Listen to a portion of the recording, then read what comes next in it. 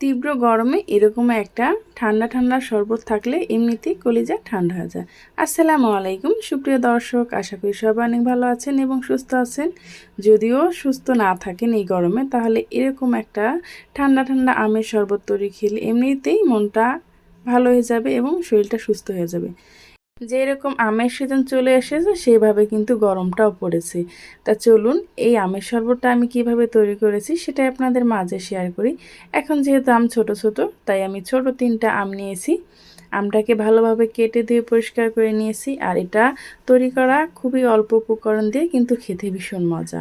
আমি এখানে নিয়েছি আম, বিট লবণ এবং পুদিনা পাতা, একটি কাঁচামরিচ, স্বাদমতো লবণ আর নিয়েছি এমনি লবণ।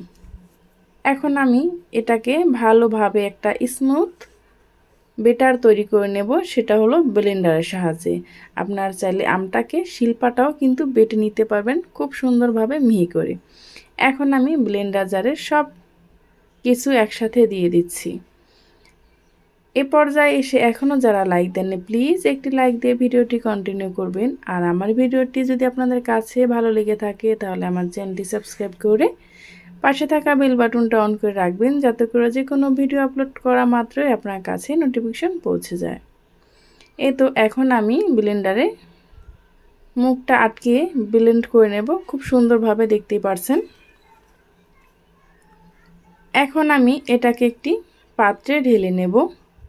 আর এটা কিন্তু তৈরি করতে হবে ঠান্ডা পানি বা বরফ দিয়ে, তা না হলে কিন্তু এটা যে প্রকৃত একটা স্বাদ সেটা কিন্তু আপনি পাবেন না। আর যত গরম থেকে এসে যদি আপনি এরকম একটা আমের টক ঝাল মিষ্টি শরবত খান, বিশ্বাস করেন আপনার শরীর এমনিতেই ঠান্ডা হয়ে যাবে।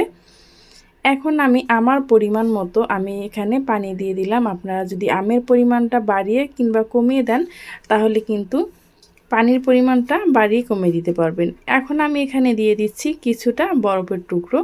এই বরফের টুকরোটা না দিলে এটার স্বাদ আপনি পাবেন না, অবশ্যই কিন্তু দিতে হবে। এখন আমি ভালোভাবে একটি চামচের সাহায্যে এটাকে মিক্স করে নেব। আর লবণ আর চিনি সব কিছু ঠিকঠাক আছে কিনা সেটাও একটু চেক করে নিচ্ছি। একদম পারফেক্টভাবে এটা তৈরি হয়ে গেছে। এখন আমি এটাকে পরিবেশন করে নেব একটি গ্লাসে। আপনারা আপনাদের পছন্দ মতো পরিবেশন করে নিতে পারেন।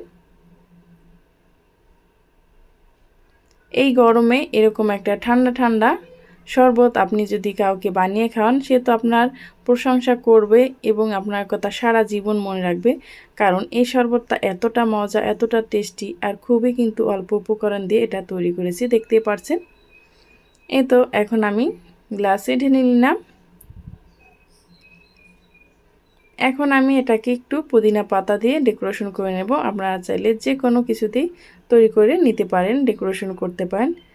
এই পর্যন্ত যারাই আমার সাথে ছিলেন তাদেরকে জানাই অসংখ্য ধন্যবাদ। পরবর্তী ভিডিও নিয়ে আসা পর্যন্ত ভালো থাকবেন, সুস্থ থাকবেন। আল্লাহ হাফেজ।